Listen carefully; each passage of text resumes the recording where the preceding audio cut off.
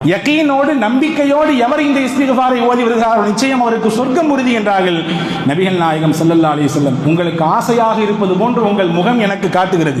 சொர்க்கத்திற்கு அழைத்து செல்லக்கூடிய இஸ்திக்ஃபாரா என்று நீங்கள் ஆவலோடு இருக்கிறீர்கள். 4 வரிதான் நபிகள் நாயகம் கற்றுத் தருகிறார்கள். வாய்ப்புள்ளவர்கள் நீங்கள் போய் நீங்கள் தேடி பார்த்து கண்டுபிடித்து தேவையுடையவர்கள் கேட்டு அறிந்து நீங்கள் அதை மனனமிட்டு ஓதி வாருங்கள். அல்லாஹும்ம, உலகத்தில் வாழும் சமயத்தில் பல நேரங்களில் இறைவனுக்கு மாற்றமாக சொல்லப்போனால் பாவமான வழிகளில் நாம் வீழ்ந்து விடுகிறோம். பாவமே செய்யாதவர்கள் உலகத்தில் இல்லை என்று சொல்லும் அளவிற்கு ஏதோ ஒரு கட்டத்தில் இப்பொழுது சிறப்பானவர்களாக இருக்கலாம், நம் வாழ்க்கையில் நாம் கடந்து வந்த காலங்களில் ஏதோ ஒரு நேரத்தில் தவறு இழைத்திருக்கலாம். தவறிழைப்பதும் பாவம் செய்வதும் தான் மனிதனுடைய இயல்பு. ஆதமுடைய மனிதர்கள் எல்லோருமே பாவம் செய்பவர்கள் தான் என்று நபிகள் நாயகம் ஸல்லல்லாஹு அலைஹி வஸல்லம் சொல்லிவிட்டு, பாவம் செய்பவர்களில் சிறந்தவர்கள் அல்லாஹ்விடத்திலே தங்களுடைய பாவங்களை நினைத்து வருந்தி மன்னிப்பு கேட்பவர்கள் தான் என்றும் அடையாளப்படுத்தினார்கள் நபிகள் நாயகம் ஸல்லல்லாஹு அலைஹி வஸல்லம். பாவ மன்னிப்புக்கு இஸ்லாம் வைத்திருப்பது போன்றுண்டான எளிமையான வழி எங்கேயும் கிடையாது.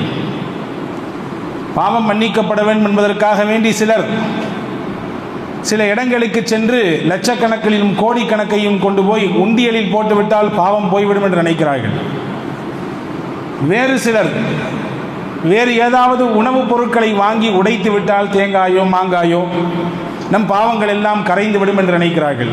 சிலர் ஒரு குறிப்பிட்ட நீரில் போய் நீராடிவிட்டால், புனித நீராடிவிட்டால் நம்முடைய உடம்பில் இருக்கக்கூடிய எல்லா பாவங்களும் கரைந்து போய்விடும் என்று நினைக்கிறார்கள். வேறு சிலர் இடைத்தரகரை ஒருவரை வைத்து அவரிடத்திலே தங்கள் பாவங்களை சொல்லி, நீங்கள் இறைவனிடத்திலே பேசி எங்களுக்கு மன்னிப்பு வாங்கித்தாருங்கள், எங்களுக்கும் இறைவனுக்கும் நாங்கள் செய்த பாவத்தால் திரை விழுந்து விட்டது, நீங்கள் தான் அதை நீக்கித் தர வேண்டும் என்று சொல்பவர்களும் இருக்கிறார்கள். இதற்கெல்லாம் மத்தியில் இஸ்லாம் பாவ மன்னிப்பு கேட்க வேண்டும் என்றால் இடைத்தரகர்கள் தேவையில்லை, லட்சங்களையும் கோடிகளையும் கொண்டு உண்டியலில் போட தேவையில்லை, புனித நீராட வேண்டும் என்ற அவசியம் இல்லை, எதுவும் தேவையில்லை. ரகசியமாக உங்களுக்கும் உங்கள் ரப்புக்கும் உங்கள் இறைவனுக்கும் இடையிலே நீங்கள் அமருங்கள், உங்கள் பாவங்களை ஒப்பியுங்கள், செய்த தவறை நினைத்து வருந்துங்கள், இறைவா என்னை மன்னித்து விடு என்று கேளுங்கள்.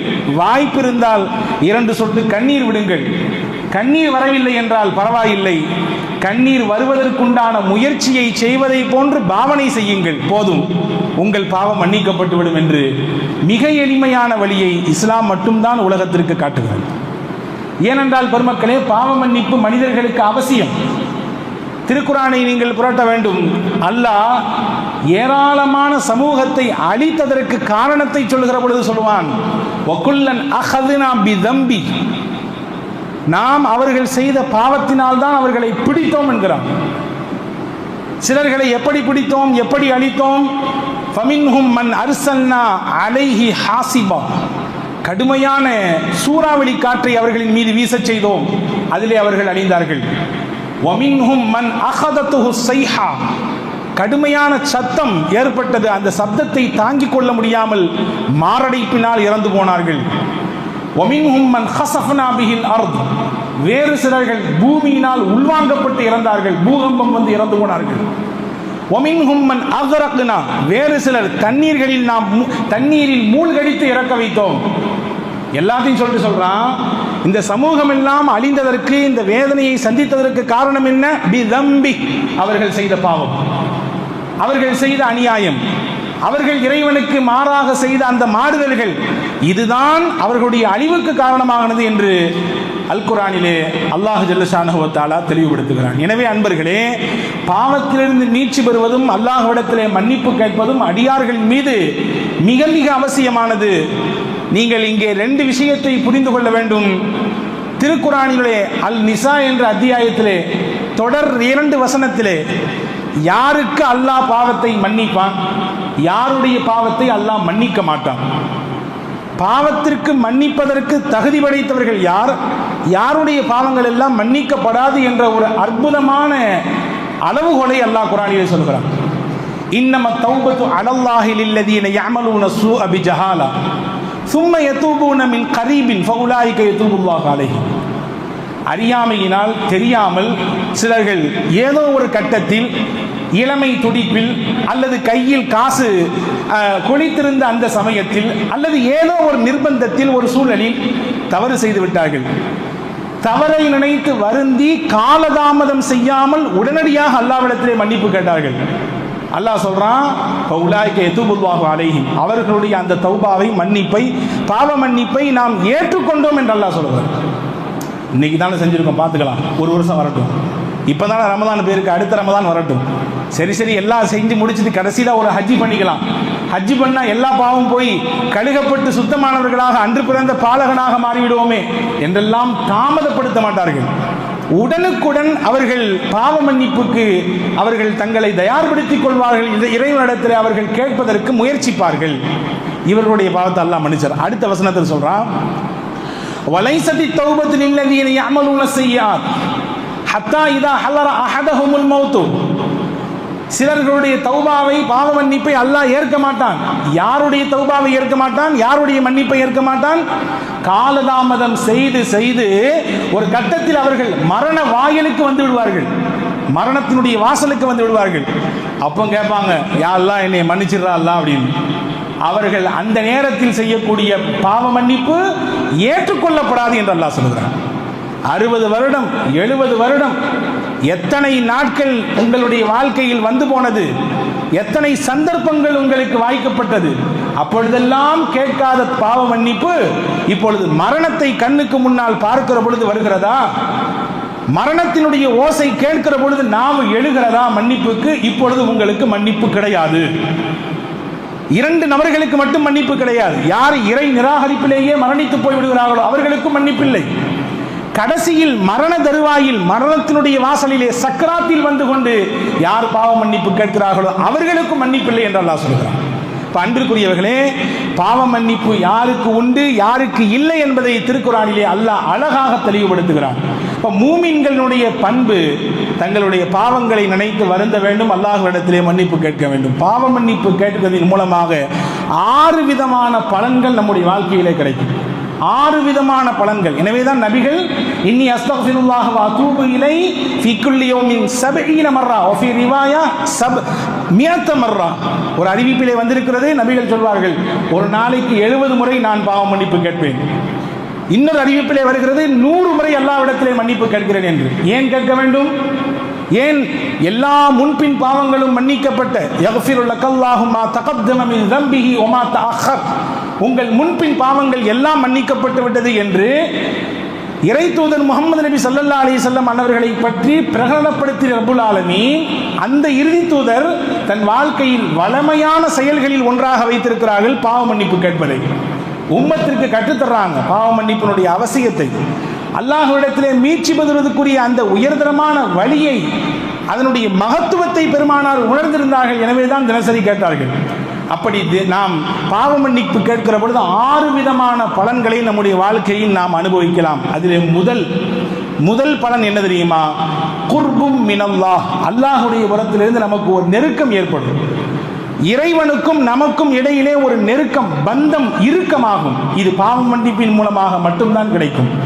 திருக்குர்ஆனில் ஆலு இம்ரான் என்ற அத்தியாயத்திலே மக்களில் ஆகச் சிறந்தவர்கள் யார் என்று உங்களுக்கு அறிவித்து தரட்டுமா என்று அல்லாஹ் கேட்பான். ஒரு வசனத்திலே ஆகச் சிறந்த மனிதர்கள் யார் என்று உங்களுக்கு அறிவிக்கட்டுமா என்று கேட்ட ரப்புல் ஆலமீன், அவர்களுக்கு நான் கொடுக்கக்கூடிய சன்மானம் என்ன? சொர்க்கம். அதையும் தாண்டி அவர்களுக்கு நான் கொடுக்கக்கூடிய வெகுமதி என்ன? என்னுடைய பொருத்தம் என்று சொல்லிவிட்டு அவர்களுடைய தன்மையை குறிப்பிடுகிறான். அவர்கள் உண்மையாளர்களாக இருப்பார்கள், அவர்கள் பொறுமையாளர்களாக இருப்பார்கள் என்று பட்டியலிடுகிற பொழுது அதிலே முக்கியமாக ஒன்றை பட்டியலிடுகிறான்.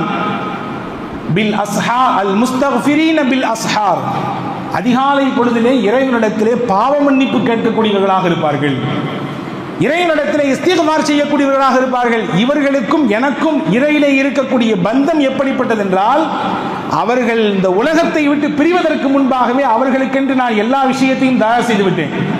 ரெடியா இருக்குது. அவருக்கு நேரா வர வேண்டியது, உள்ள போயிட வேண்டியது. சொர்க்கம் என்பதை தாண்டி என்னுடைய பொருத்தம் அவர்களுக்கு உண்டு என்று ரப்புல் ஆலமீன் அல்லாஹ் திருக்குர்ஆனில் சொல்வார். இப்ப இறைவனுக்கும் நமக்கும் நெருக்கம் வேண்டும் என்றால் முதலாக நாம் பாவ மன்னிப்பை நம் வாழ்க்கையில் அதிகப்படுத்த வேண்டும். இரண்டாவது, உளச்சுத்தம், உள்ளம் தூய்மை அடையும். இஸ்திக்ஃபாரின் மூலமாக உள்ளத்தில் இருக்கக்கூடிய அசடுகள், அழுக்குகள், நம் உள்ளத்தில் படிந்திருக்கக்கூடிய தீய எண்ணங்கள் எல்லாம் அகற்றப்படும். நபிகள் சொல்வார்கள் தானே, ஹதீஸிலே வந்திருக்கிறது, இன்னல் அப்த இதா அத்னப தன்பன் நுக்கித்தத்து ஃபீ கல்பிஹி நுக்தத்துன் சௌதா. ஒரு தவறு செய்கிறான் ஒரு அடியான், ஒரு பாவம் செய்கிறான், ஒன்றுமில்லை வைத்துக் கொள்ளுங்கள், வெளியே போகிறார், அந்நிய பெண் தவறுதலாக தன் பார்வையிலே விழுந்து விடுகிறாள். அந்த பார்வையை கொஞ்ச நேரம் தொடர்ந்து விட்டார். ஒரு பாவம் தானே, அந்நிய பெண்ணை பார்ப்பது ஒரு பாவம் தான். பேசக்கூடாத ஒரு வார்த்தையை பேசிவிட்டார், தொடக்கூடாத ஒன்றை தொட்டு விட்டார், ஒரு பாவம். பாவம் செய்தவுடன் என்ன ஏற்படுகிறது? அவருடைய உள்ளத்திலே ஒரு கரும்புள்ளி விழுகிறது. அந்த கரும்புள்ளியை எது அழிக்கும்? லப்பரை கொண்டு, எரேசரை கொண்டு அழிக்க முடியுமா? அதை அழிக்கக்கூடிய சாதனம் எது? அல்லாஹ்வின் தூதர் சொன்னார்கள், ஃபஇன் தாப சுகில கல்புஹு. அவர் அல்லாஹ்விடத்திலே மன்னிப்பு கேட்டால், பாவ மன்னிப்பு கேட்டால், அவருடைய உள்ளத்திலே விழுந்த அந்த கரை நீங்கிவிடும், உள்ளம் சுத்தமாகிவிடும். பாவ மன்னிப்பு கேட்கல என்ன ஆகும் என்றால், ஃபஇன் ஜாத ஜாதத்து, அந்த பாவ மன்னிப்பு கேட்காமல் அப்படியே விட்டுவிட்டால் அந்த கரை விழுந்து விழுந்து ஒரு கட்டத்திலே உள்ளமெல்லாம் துரு ஏறி போய்விடும். இதை குறித்து தான் திருக்குர்ஆனில் அல்லாஹ் கல்லா பல்ரான் அலா குலூபிஹிம் மா கானூ யஃஅலூன், அவர்கள் செய்த தவறின் காரணமாக அவருடைய உள்ளமெல்லாம் துரு அடைந்து விட்டது என்று அல்லாஹ் சொல்கிறான். இப்ப பாவ மன்னிப்பினால் உள்ளத்தில் இருக்கக்கூடிய அழுக்கு, அசுத்தம் எல்லாம் நீக்கப்பட்டு உள்ளம் தூய்மை அடையும். இது இஸ்திக்ஃபாரால் கிடைக்கக்கூடிய இரண்டாவது பலன். மூன்றாவது பலன் என்ன என்றால், உலகத்திலே கவலை இல்லாதவர்கள் யாரும் இல்லை, கஷ்டம் இல்லாதவர்கள் யாரும் இல்லை, சிரமம் இல்லாதவர்கள் யாரும் இல்லை. இந்த காரியமெல்லாம் யாருக்கு இருக்கிறதோ அவர்கள் உள்ளத்தில் உறுதியாக எண்ணிக்கொண்டு இஸ்திக்ஃபார் செய்ய தொடங்குவார்களேயானால் அவர்களின் கஷ்டத்தை அல்லாஹ் நீக்குவான், அவர்களுடைய சிரமத்திற்கு மிகச்சிறந்த ஒரு தீர்வை தருவான், அவர்களுடைய சங்கடங்களை இல்லாமலாக்குவான் என்று பெருமக்கள் சொல்லித் தருகிறார்கள். நாலாவது, பாவ மன்னிப்பின் மூலமாக மனிதர்களுக்கு கிடைக்கக்கூடிய முக்கியமானது, அவர் தேடி தேடி அலையக்கூடிய ரிஸ்கை அல்லாஹ் கொண்டு வந்து கொடுப்பான். தேடி தேடி அலையக்கூடிய ரிஸ்கை நம்மை தேடி அல்லாஹ் வர வைப்பான். மழையை தேடி அழிகிறோம், மழை வேண்டும் என்று ஆசைப்படுகிறோம், அல்லாஹ் தருவான். இதையெல்லாம் தாண்டி உடலுக்கும் உள்ளத்திற்கும் ஒரு குவத்தை, ஒரு சக்தியை அல்லாஹ் தருவான். சாலிஹ் இஸ்லாம், ஹூத் அலைஹிஸ்ஸலாம் தன்னுடைய கூட்டத்தை பார்த்து சொன்னார்கள், யா கௌம் இஸ்தக்ஃபிரு ரப்பக்கும் சும்ம தூபு இலைஹி யுர்சிலிஸ் ஸமா அலைக்கும் மித்ராரா. என்னுடைய சமூகமே, இறைவனிடத்தில் நீங்கள் இஸ்திக்ஃபார் செய்யுங்கள், பாவ மன்னிப்பு கேளுங்கள். உங்கள் பாவ மன்னிப்பு ஏற்றுக்கொள்ளப்பட்டு விட்டால் அல்லாஹ் மழையை கொடுப்பான். மட்டுமல்ல, உங்கள் உடலுக்கு தாக்கத்தை தருவான், சக்தியை தருவான். ஒரு குறிப்பிட்ட வயதிற்கு பிறகு நம்முடைய சக்தியை, பலத்தை நாம் இழந்து விடுகிறோம்.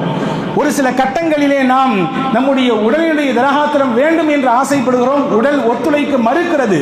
ஆனால் இஸ்திக்ஃபார் செய்வதை வளமையாக்கி கொள்ளக்கூடியவர்களுக்கு அல்லாஹ் உடலிலும் சக்தியை தருவான், உள ரீதியாகவும் சக்தியை தருவான் என்பதாக சொல்கிறார்கள். அப்ப நாலாவது விஷயம், நமக்கு இறைவன் சக்தியை தருவதோடு ரிஸ்கை கொண்டு வந்து நமக்கு தருவான், நமக்கு தேவையான மழையை அந்தந்த காலகட்டத்திலே கொடுப்பான். இது இஸ்திக்ஃபார் மூலம் கிடைக்கக்கூடிய நாலாவது பலன்.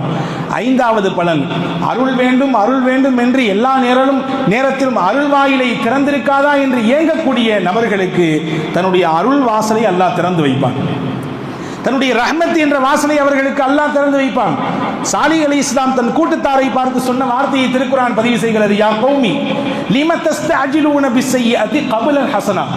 நன்மையை விடுத்து ஏன் தீமையை செய்வதற்கு இப்படி போட்டி போடுகிறீர்கள், முந்துகிறீர்கள்? லவுலா தஸ்தக்ஃபிரூன அல்லாஹ லஅல்லக்கும் துர்ஹமூன். இறைவனிடத்திலே உங்களுடைய கடந்த கால பாவங்களை நினைத்து வருந்த வேண்டாமா? அப்படி நீங்கள் வருந்தி மன்னிப்பு கேட்டால் இறைவன் உங்களுக்கு அருளை கொடுப்பானே என்று அல்லாஹ் சொல்கிறார். அருளை பெறுவதற்கு மிக முக்கியமான வழி, மிக முக்கியமான பாதை பாவ மன்னிப்பு. ஆறாவது, நமக்கு இனி ஏற்பட இருக்கக்கூடிய முசீபத்துகள், ஆபத்துகள், சோதனைகள் எல்லாவற்றையும் தடுத்து நிப்பாட்டக்கூடிய கேடயமாக இஸ்திக்ஃபார் இருக்கிறது. முன்னாடி சொன்னது கவலை, கஷ்டம், முன்னாடி ஏற்பட்டதெல்லாம் நீங்கிறதுக்கு. இனிவரும் காலங்களில் இதுபோன்றுண்டான சோதனைகள், பலாய்கள், முசீபத்துகள், ஆபத்துகள் எல்லாவற்றையும் தடுத்து நிப்பாட்டும் கேடயம் இஸ்திக்ஃபார். நபிகள் நாயகத்தினுடைய காலத்தில் அபு முர்ஸா அஷ்அரி ரலியல்லாஹு சொல்கிறார்கள், வரலாற்றிலே வந்திருக்கிறது தானே, சூரிய கிரகணம் ஏற்படுவதற்குரிய அந்த நேரம் நெருங்குகிறது. நபிகள் பதட்டமடைந்து வெளியே வருகிறார்கள். வெளியே வந்து பார்த்தால் எல்லோருடைய முகத்திலும் ஒரு விதமான பயம் தொற்றிக் கொண்டிருக்கிறது. ரசூல் ஸல்லல்லாஹு அலைஹி வஸல்லம் எல்லாத்தையும் ஒரு இடத்துல அழைச்சாங்க, உட்கார வச்சாங்க, திக்ர் செய்யுங்கள் என்று சொன்னார்கள், அல்லாஹ்விடத்திலே பாவ மன்னிப்பு கேளுங்கள் என்று சொன்னார்கள். நீண்ட நேரம் தொழுதார்கள், கியாம், ருக்கு, சஜிதா, நீண்ட நேரம் தொழுகை முடிந்துவிட்டு சொன்னார்கள், இதுபோன்றுண்டான கிரகண சமயங்களிலே இறைவனுடைய கோப பார்வை மனிதர்கள் மீது திரும்பி விடாமல் இருப்பதற்கு நீங்கள் என்ன செய்ய வேண்டும்? இறைவனை நினையுங்கள், இறைவனை திக்ர் செய்யுங்கள், உங்களுடைய பாவத்தை நினைத்து வருந்தி அல்லாஹ்விடத்திலே மன்னிப்பு கேளுங்கள், அந்த கிரகணத்தை அல்லாஹ் நீக்கி விடுவான் என்றார்கள். இப்போ ஒரு ஆபத்து வரக்கூடியது, அதை தடுத்து நிப்பாட்ட வழி என்ன என்பதை காட்டுகிற பொழுது நபிகள் நாயகம் இஸ்திக்ஃபாரை, பாவ மன்னிப்பை முதன்மைப்படுத்துகிறார்கள் என்று சொன்னால், நம் வாழ்க்கையிலும் ஆபத்துகள் முசீபத்துகள் வராமல் இருக்க நாம் இந்த இஸ்திக்ஃபாரை நம்முடைய வாழ்க்கையில் வளமையாக்கிக் கொள்வோமேயானால் நிச்சயம் பெரும் பெரும் ஆபத்துகளிலிருந்து நாம் பாதுகாக்கப்படுவோம் என்பதுதான் இந்த நிகழ்ச்சிகள் நமக்கு சொல்லித்தரக்கூடிய விஷயம். ஆக இந்த 6 விதமான பலன்கள் இஸ்திக்ஃபார் மூலமாக இந்த சமூகத்திற்கு அல்லாஹ் தருகிறான் என்று பெருமக்கள் நமக்கு சொல்லித் தருகிறார்கள். அன்பர்களே, ஒரு மிகச்சிறந்த இஸ்திக்ஃபாரை நான் உங்களுக்கு சொல்லித் தருகிறேன். வாய்ப்பு இருந்தால் நீங்கள் அதை மனனம் செய்து தினசரி ஓதி வாருங்கள். நபிகள் சொன்னார்கள், நான் பின்னால் சொல்ல இருக்கக்கூடிய இந்த இஸ்திக்ஃபாரை எவர் ஒருவர் காலையில் ஓதுகிறாரோ அன்று மாலைக்குள் அவருக்கு மரணம் என்று இருக்குமேயானால் அவர் மரணம் அடைந்ததற்கு பிறகு நேரடியாக சொர்க்கத்திற்கு போவார். எவர் மாலையில் இந்த இஸ்திக்ஃபாரை ஓதுகிறாரோ அவருக்கு அன்றைய இரவு மரணம் என்றிருந்தால் அல்லது மறுநாள் அதிகாலையில் மரணம் என்றிருந்தால் மரணப்பட்டால் நேரடியாக சொர்க்கத்திற்கு போவார். யகீனோடு நம்பிக்கையோடு எவர் இந்த இஸ்திக்ஃபாரை ஓதி வருகிறாரோ நிச்சயம் அவருக்கு சொர்க்கம் உறுதி என்றார்கள் நபிகள் நாயகம் ஸல்லல்லாஹு அலைஹி வஸல்லம். உங்களுக்கு ஆசையாக இருப்பது போன்று உங்கள் முகம் எனக்கு காட்டுகிறது. சொர்க்கத்திற்கு அழைத்து செல்லக்கூடிய இஸ்திக்ஃபாரா என்று நீங்கள் ஆவலோடு இருக்கிறீர்கள். 4 வரிதான் நபிகள் நாயகம் கற்றுத் தருகிறார்கள். வாய்ப்புள்ளவர்கள் நீங்கள் போய் நீங்கள் தேடி பார்த்து கண்டுபிடித்து தேவையுடையவர்கள் கேட்டு அறிந்து நீங்கள் அதை மனனமிட்டு ஓதி வாருங்கள். அல்லாஹும்ம அன்த ரப்பி லா இலாஹ இல்லா அன்த خلقتني انا عبدك وانا على عهدك ووعدك ما استطعت اعوذ بك من شر ما صنعت ابوء لك بنعمتك علي وابوء لك بذنبي فاغفر لي فانه لا يغفر الذنوب الا انت. 4 வரிதான். இந்த இஸ்திக்ஃபாருக்கு பெயர் தான் சையதுல் இஸ்திக்ஃபார். இஸ்திக்ஃபாருக்கெல்லாம் தலை இதுதான். இதை யார் பிடித்துக் கொள்கிறாரோ நிச்சயம் அவருக்கு சொர்க்கம் உறுதி என்று நபிகள் நாயகம் ஸல்லல்லாஹு அலைஹி வஸல்லம் சொல்கிறார்கள். எத்தனையோ வரிகளை நாம் மனனமிட்டுக் கொள்கிறோம், எத்தனையோ விஷயங்களுக்காக வேண்டி நேரம் எடுத்து அதிலே கவனம் எடுத்து அதை உள்வாங்கிக் கொள்கிறோம், அதை செயல்படுத்த முனைகிறோம். நம்மை இந்த உலகத்திலிருந்து நேரடியாக சொர்க்கத்திற்கு கையை பிடித்து அழைத்து செல்லக்கூடிய ஒரு மாபெரும் பொக்கிஷத்தை உங்கள் கைகளில் நான் இப்பொழுது ஒப்படைத்திருக்கிறேன். சையதுல் இஸ்திக்ஃபார் கூகுளிலே போய் நீங்கள் சர்ச் செய்து பாருங்கள், அது உங்களுக்கு கிடைக்கப்படும். எடுத்து மனனமிடுங்கள், மனனமிட்டு தினசரி ஓதி வாருங்கள். வல்ல ரஹ்மான் அல்லாஹ் நாம் செய்த எல்லா பாவங்களையும் மன்னித்து அவனுக்கு பிடித்தமான உயர்ந்த நல்லடியார்கள் கூட்டத்தில் உங்கள்